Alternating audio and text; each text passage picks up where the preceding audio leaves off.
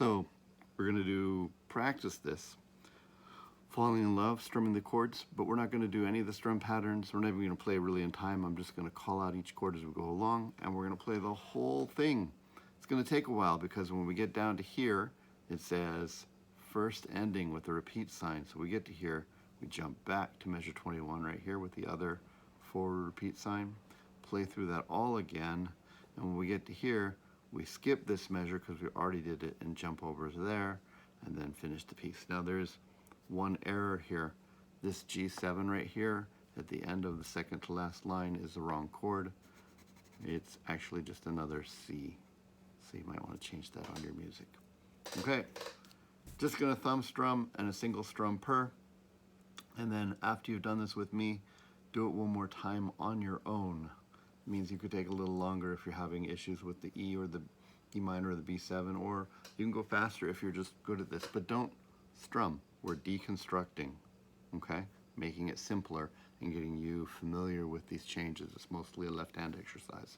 Here we go, ready? From the beginning, F, and a G7, and an A minor, and an F, and a C, and a G7, and a C.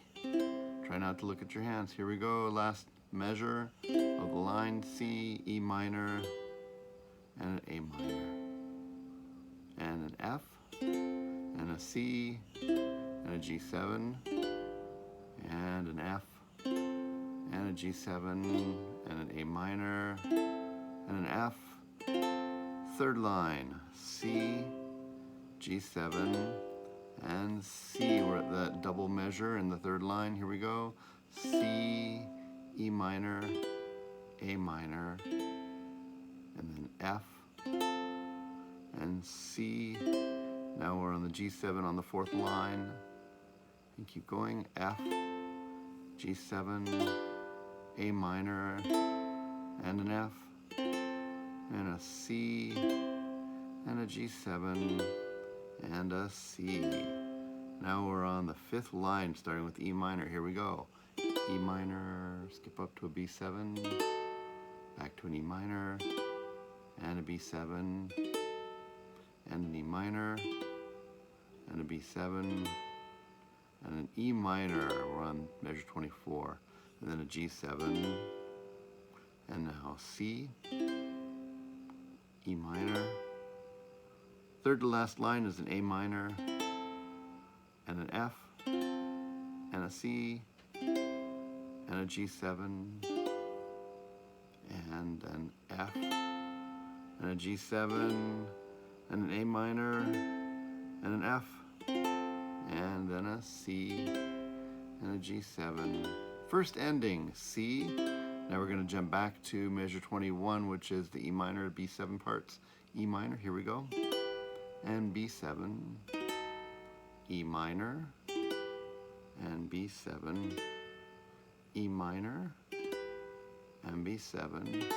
Measure 24 is E minor, and finally a G7. This is the end of the piece, last verse. Here we go, C, and an E minor, and an A minor, and now an F, and a C, and a G7, and an F, and a G7, and an A minor, and an F, and a C, and a G7.